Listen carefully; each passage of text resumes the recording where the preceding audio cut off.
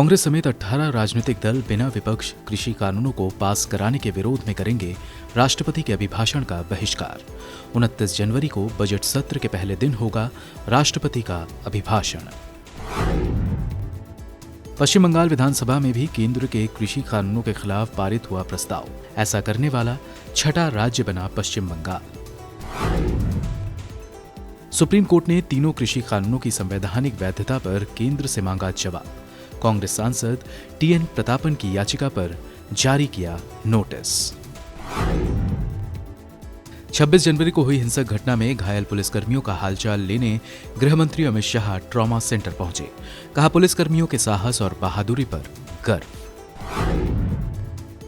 लाल किले पर झंडा फहराने के लिए अभिनेता दीप सिद्धू के खिलाफ एफआईआर, 19 से ज्यादा गिरफ्तार।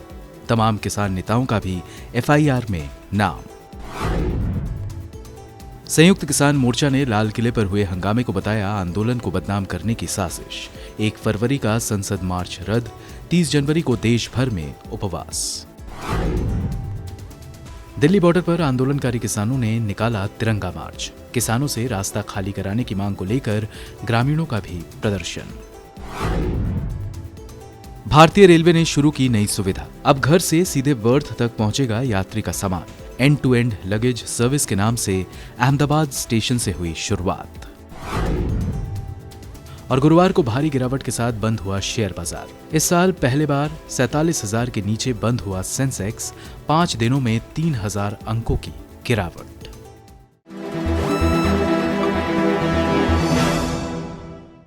संसद का बजट सत्र शुरू होने वाला है और जहां पे विपक्षी दल सरकार को नए कृषि कानूनों तथा अन्य मुद्दों पर घेरने की तैयारी में है, वहीं पे सत्ताधारी भारतीय जनता पार्टी भी इस सत्र के लिए अपनी स्ट्रैटेजी बनाने में लगी हुई है। सरकार किसी भी तरह से संसद में बैकफुट पे नजर नहीं आना चाहती है। विपक्षी दल जहां पे एकजुट हो रहे हैं और ये भी घोषणा की है कि राष्ट्रपति के अभिभाषण को 16 राजनीतिक दल जो हैं उसमें नहीं जाएंगे, बॉयकॉट करेंगे। वहीं पे भारतीय जनता पार्टी ने अपने सभी सांसदों को पहले से ही कह दिया है कि उन्हें संसद में उपस्थित रहना है, जहां पर एक तरफ बजट पारित होगा, वहीं पे दूसरे विधेयक भी हैं और इसके साथ ही महत्वपूर्ण विषयों पे चर्चा भी होनी है संसद में। और कहीं भी भारतीय जनता पार्टी अपने संख्या बल में कमी नहीं देखना चाहती है दोनों सदनों में।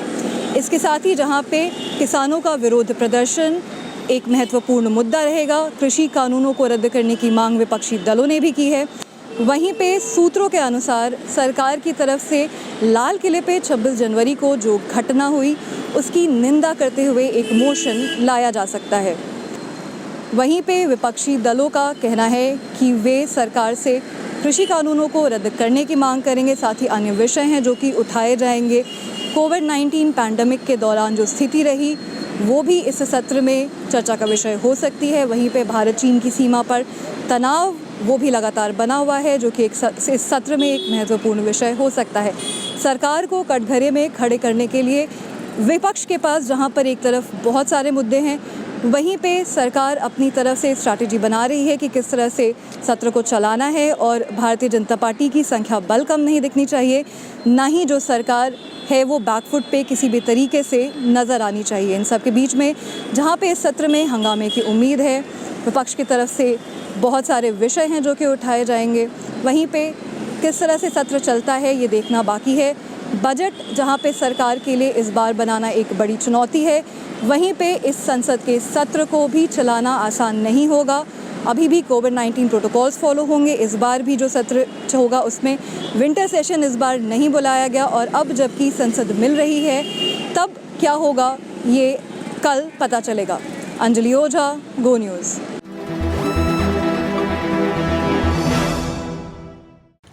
कांग्रेस पार्टी ने 2021-22 के लिए बजट पेश होने से ठीक पहले एक प्रेस कॉन्फ्रेंस कर बताया है कि देश की आर्थिक स्थिति कैसी है, पिछले 1 साल में देश अर्थव्यवस्था के किस गर्त में चला गया है। इसको लेकर पूर्व वित्त मंत्री पी चिदम्बरम ने एक खाका पेश किया। पूर्व वित्त मंत्री पी चिदम्बरम ने ये आरोप लगाया कि हालांकि कांग्रेस पार्टी अपनी तरफ से समय समय पर सरकार को देश की अर्थव्यवस्था को लेकर आगाह करती रही है और अब एक बार फिर बजट सत्र से ठीक पहले कांग्रेस पार्टी ने कई सारे सुझाव सरकार को दिए हैं, लेकिन चिदम्बरम ने कहा कि उन्हें पता है कि सरकार इसको नज़रअंदाज करेगी। पूर्व वित्त मंत्री पी चिदम्बरम का कहना था कि देश की अर्थव्यवस्था पहले क्वार्टर में निगेटिव में चली गई, -23.9% के निगेटिव में क्वार्टर 1 में चली गई और क्वार्टर 2 में ये निगेटिव यानी -7.5% रही। इसके बावजूद सरकार ये तमाम दावे कर रही है कि देश की अर्थव्यवस्था पुनः ट्रैक पे आ गई है और साथ ही IMF ने जो हाल के दिनों में कहा है, जो प्रेडिक्शन किया है 11% के ग्रोथ का, उसको भी चिदम्बरम ने नकार दिया। चिदम्बरम ने सिलसिलेवार तरीके से ये बताया कि किस तरह से इस पूरे साल रूरल जो इकोनॉमी है वो किस तरह से गर्त में गया। रोजगार को लेकर पी चिदम्बरम का कहना था कि ग्रामीण इलाकों में 9.2% रोजगार टूटा, इसी तरह से शहरी इलाकों में 8.9% रोजगार टूटा है। साथ ही कांग्रेस पार्टी ने अपनी तरफ से सरकार को कुछ सुझाव दिए हैं। उसका ये कहना है कि सरकार इन सुझावों पे नज़र डाले, खासतौर से जो कांग्रेस पार्टी लगातार फिस्कल स्टिमुलस की बात करती रही। कांग्रेस पार्टी का कहना है भले ही देर हो गई है लेकिन सरकार को ये फिस्कल स्टिमुलस तुरंत बजट के माध्यम से लोगों को देना चाहिए। कैश ट्रांसफ़र की बात कांग्रेस पार्टी लगातार करती रही है। आज फिर चिदम्बरम ने कहा कि देश के 20 से 30% आबादी को तुरंत कैश ट्रांसफ़र की ज़रूरत है। सरकार को बजट में इस ओर भी ध्यान देना चाहिए। ख़ास तौर से MSME सेक्टर से सबसे ज़्यादा रोज़गार प्रभावित हुआ है। MSME सेक्टर को किस तरह से मजबूत किया जा सकता है, उसको सुदृढ़ करने के लिए सरकार को बजट के माध्यम से तुरंत कदम उठाना चाहिए। टैक्स जो है, ख़ास तौर से GST में जो मल्टी स्लैब टैक्स है उसको कम करना चाहिए। ख़ास तौर से पेट्रोल और डीजल के बारे में कहा गया है कि उसके ऊपर जो तरह तरह के टैक्सेस और वैट के माध्यम से लगे हैं उसको सरकार को कम करना चाहिए ताकि लोगों को राहत मिले। कैपिटल एक्सपेंडिचर की बात की गई है।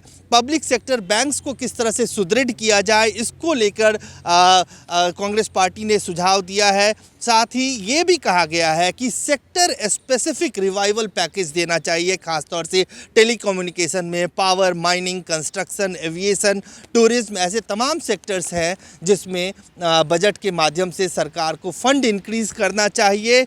और इस तरह से कि सरकार अगर चाहे इन सेक्टर्स पे ध्यान दे तो इकोनॉमी वापस ट्रैक पे आ सकती है। कांग्रेस पार्टी का आरोप है कि सरकार, खासतौर से इस पेंडेमिक के दौरान सरकार को जिस तरह से कदम उठाने चाहिए थे इकोनॉमी को सरवाइव कराने के लिए, वो सरकार ने नहीं किया। अब बजट एक बड़ा मौका है और इस मौके पर सरकार को खासतौर से ऐसे लोगों पर ध्यान देना चाहिए जिनकी जेब में पैसे नहीं हैं, उनकी जेब में कैश ट्रांसफ़र के माध्यम से पैसे डालने चाहिए। स्टिमुलस पैकेज का ऐलान होना चाहिए। सेक्टर स्पेसिफिक रिवाइवल पैकेज का ऐलान होना चाहिए। कैमरामैन रफीक के साथ अजय झा, गो न्यूज़, दिल्ली।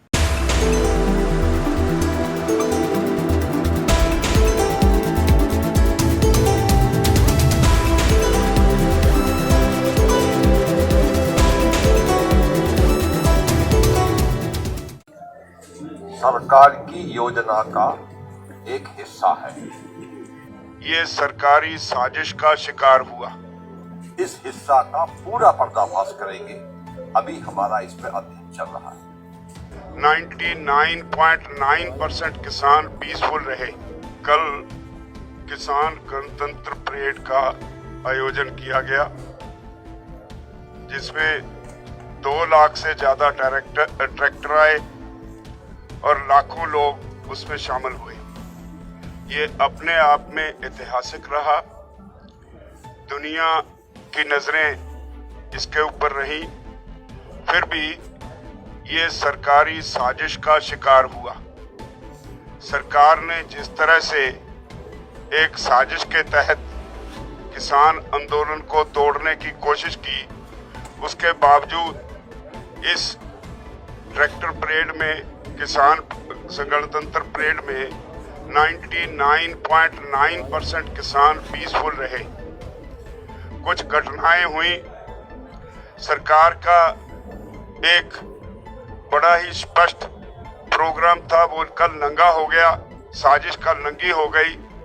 आप सबको मालूम होगा कि हम 26 नवंबर को यहाँ आके बैठे, लेकिन सरकार ने एक साजिश के तहत पंजाब किसान मजदूर संघर्ष कमेटी के लोगों को हमें बिना किसी इंफॉर्मेशन के, जहां हमारे लिए ब्लॉकेड किया हुआ था, उसके आगे लाके बैठा दिया। उनके लिए कोई ब्लॉकेड नहीं था और उनके साथ सांठ-गांठ करके कल 26 जनवरी को इस किसान गणतंत्र परेड को साबुटेज करने के लिए उन्होंने हमारे पैरेलल, हमने तो सरकार से बातचीत करके 5 रूट तय किए थे जहां हमने ये परेड करनी थी, और उन्होंने इसके पैरेलल दिल्ली के अंदर परेड करने का डिक्लेयर किया और 5-4 दिन पहले ये भी डिक्लेयर किया कि हम लाल किला जाएंगे। और 1-2 उनके साथ लीडर्स ने ये भी कहा था कि हम लाल किले पे झंडा फहराएंगे, लेकिन सरकार की उनसे मिली भुगत थी। इसलिए जब वो गए, हमारे लिए जो रूट तय किए गए थे वहां बाधाएं खड़ी की गई। हर रूट पे पुलिस ने लोगों को जहां से हमने मुड़ना था हर जगह कहा कि सीधे जाओ, दिल्ली में जाओ। नाम का थोड़ा बहुत रेजिस्टेंस किया, लेकिन खुद सबको लाल किला पे भेजा, किसी को आईटीओ पे भेजा। लोग वहां गए, उन्होंने वहां जाके जो कुछ किया वो सारे देश के सामने है। अब तो जो सारे देश के सामने जो उनकी मिली भुगत की तस्वीरें हैं, दीप सिद्धू जो आरएसएस के हैं और वो अमित शाह मोदी के खास एजेंट हैं, उन्होंने वहां जाके ये सारा कार्य किया। और कमाल ये हुई कि 26 जनवरी का दिन हो, देश का एक अहम स्थान हो लाल किला, वहां पे जो पुलिस चौकी थी, जब ये लोग वहां गए तो सारे पुलिस वाले चौकी छोड़ के चले गए और 4 घंटे तक उनको अपना कार्य करने दिया। और उन्होंने हमारा जो राष्ट्रीय ध्वज है उसको उतार के उसके बराबर एक और धार्मिक झंडा फहराया, और उसके बाद वो आराम से वहां से गए। या जो कुछ थे तो पुलिस ने उनको किसी को कुछ नहीं कहा। दीप सिद्धू हमारे नेशनल फ्लैग के नीचे एक तरह से टहलते नजर आए। वो सारा मीडिया में सब कुछ है। इससे सारे देश की भावनाएं आहत हुई हैं। हम भी इस देश के वासी हैं, हमारी भी भावनाएं आहत हुई हैं। लेकिन क्योंकि इस आंदोलन की शुरुआत, इसका आधार हमने किसान मोर्चा की तरफ से शुरू किया, इसलिए हम बिना किसी कसूर के देशवासियों को जिन्हें खेद पहुंचा है उससे खेद प्रकट करते हैं। जिन लोगों को इससे कष्ट हुआ है, किसान मोर्चा की तरफ से मैं खेद प्रकट करता हूं। लेकिन ये किसान मोर्चा से का चलाया हुआ आंदोलन लगातार जारी रहेगा। हमने फैसला लिया है कि इसी संबंध में 30 जनवरी को गांधी जयंती पे सारे देश में, गांधी जी की हत्या के दिन पे सारे देश में किसान आंदोलन की तरफ से जनसभाएं की जाएंगी और एक दिन का अनशन रखा जाएगा। और इसी तरह 1 तारीख का जो हमने 1 फरवरी का जो प्रोग्राम तय किया था, इसी वजह से फिलहाल हमने उसे पोस्टपोन कर दिया है और उस अगला प्रोग्राम फिर अगली किसी मीटिंग में हम डिक्लेयर करेंगे। तो पार्लियामेंट को जो मार्च का 1 तारीख को था वो हमने फिलहाल पोस्टपोन कर दिया है और अगली किसी मीटिंग में जो प्रोग्राम होगा वो आप सबको बता देंगे। सरकार की योजना का एक हिस्सा है। हम आपके सामने समय आने पर इस हिस्सा का पूरा पर्दाफाश करेंगे। अभी हमारा इस पर अध्ययन चल रहा है। और जो प्रथम दृष्टि में हमारे देखने में आया, उससे ये पूरी तरह स्पष्ट हो गया कि उन दो व्यक्तियों को लाके जिस प्रकार से हमारे डेरा के बाहर बसाया गया, उनके डेरों में, टेंट में पुलिस के बड़े बड़े अधिकारियों का आना जाना रहा, और जो रूट है उसको बहुत आराम से उन्होंने बैरिकेड हटाए चले गए। उसके बाद उन्होंने आगे जाके लंगर चखा, और लंगर के बाद में पुलिस वाले उनको हाथ हिलाकर अभिवादन कर रहे थे, और लाइन से पुलिस खड़ी उस सारी घटना को अंजाम देते हैं।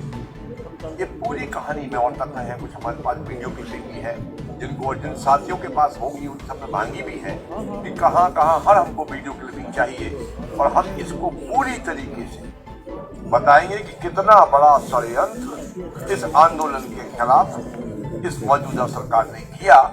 और किसी सीमा तक अगले दिन इंटरनेट बंद कर दिया, तो एक तरफा चलता रहा पूरे देश में मीडिया में, और एक तरफा हमको कटघरे में खड़ा किया गया। भारत के अन्य हिस्सों से मेरे पास फोन आए और उन लोगों ने दुख व्यक्त किया, और वो भी समझ गए कि ये षड्यंत्र है, क्योंकि प्रारंभ से ही पंजाब उनके टारगेट पर रहा है, और उनका पंजाब के प्रति व्यवहार भी सौतेला रहा है।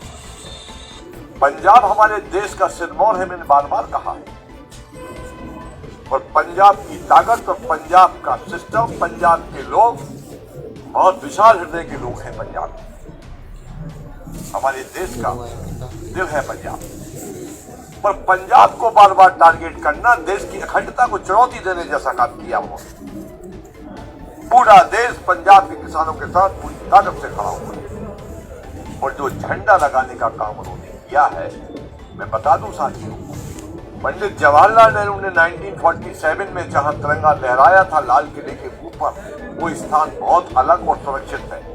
उस तिरंगे को जो भ्रमित किया गया मीडिया के माध्यम से कि वहां झंडा चढ़ा दिया, ये कर दिया, वो कर दिया, देश की हमारी वो प्राचीन किले पर ऐसा हो गया, बहुत चला है कल मीडिया पर, मैंने सब देखा है। उस स्थान को किसी ने टच नहीं किया है, उस तिरंगे को किसी ने आंच नहीं आने दी है, वो तिरंगा उतना ही सम्मानित है। लाल किले के बगल में एक पोल गड़ा हुआ है सफेद रंग का, उस पोल पर 2 ध्वज बांधे गए हैं, इतना हमने देखा है। हमें मानते हैं कि वो यहाँ पर तिरंगा लहरा रहा है, वहां कोई और ध्वज नहीं होना चाहिए, ये मानते हैं, ये गलती हुई है। क्यों हम गलती मान रहे हैं? क्योंकि कॉल हमारा था, आंदोलन हम लोगों ने जारी किया था, तो निश्चित तौर से जवाबदारी। कल चूंकि यहां से नेट काम नहीं कर रहा था, तो मेरे साथ कहा कि हम आहत हैं, दुखी हैं, और बहुत ज्यादा हम मानसिक रूप से परेशान भी है। ये घटना ठीक नहीं है। एक चैनल ने हमसे कहा कि आप क्या माफी मांगेंगे, कई चैनल ने कहा एक ही बात बोलते कि माफी मांगेंगे। मैं क्या करें, हमारा आंदोलन है और हमने कॉल किया है, निश्चित तौर से हमको माफी मांगने में कोई संकोच नहीं होना चाहिए, क्योंकि आंदोलन हमारे आंदोलन में कुछ लोग घुस गए जिनको हमको समय के रहते हुए पॉइंट आउट करना था, हमसे कहीं ना कहीं चूक हुई है।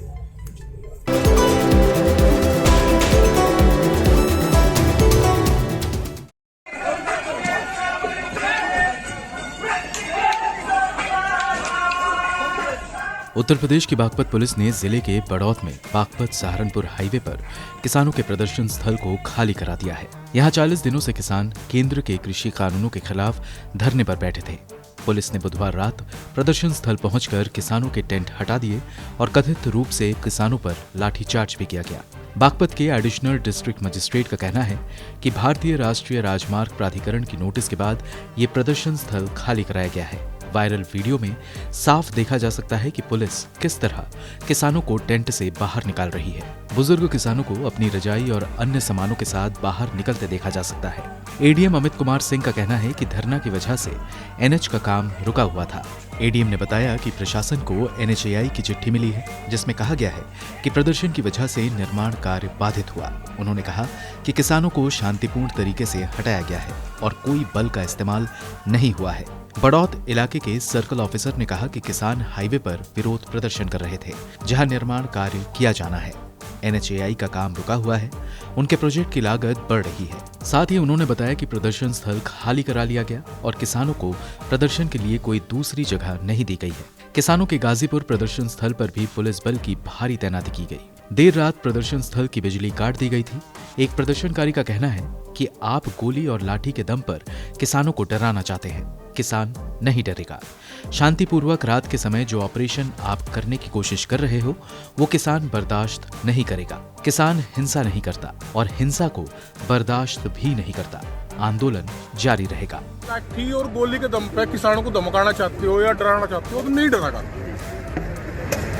शांतिपूर्वक आप रात के टाइम पे जो ऑपरेशन करने की कोशिश कर रहे वो नहीं बर्दाश्त करेगा, मर जाएगा। जो कल आपने कोशिश करी ना कि भाई किसान तो उग्र हो गया, हिंसा हो गया। किसान और हिंसा अलग अलग शब्द है, इसको बगैर नहीं बर्दाश्त करता किसान। हिंसा शब्द तो किसान की हिस्ट्री में है ही नहीं ना, हिंसा कोई किसान करता। आगे की क्या रणनीति रहेगी सर? आंदोलन जारी है और जारी रहेगा। संयुक्त किसान मोर्चा के सदस्य राकेश टिकैत ने भी बयान जारी कर बताया, गाजीपुर बॉर्डर की लाइट काट दी गई है। किसानों को डराने का, दहशत फैलाने का पुलिस प्रशासन जो काम कर रही है, इस तरह की हरकत पुलिस प्रशासन ना करे। जो गाजीपुर बॉर्डर पे है वहाँ की लाइटें काटी गई हैं और एक डराने का, एक दहशत फैलाने का जो सरकार, जो पुलिस प्रशासन जो काम कर रही है, वो नहीं कि गाजीपुर पे जो लोग बैठे हुए हैं और गांव में कोई और लोग रहे हैं, इस तरह की कोई भी हरकत पुलिस प्रशासन ना करे।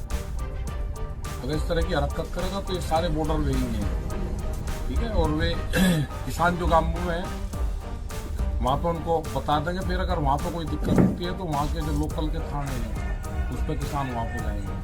ये सरकार को उस पर ध्यान रख ले। इस तरह की हरकत, कोई भी हरकत वहाँ पे होगी तो उसकी जिम्मेदारी वहाँ पे सरकारों की होगी।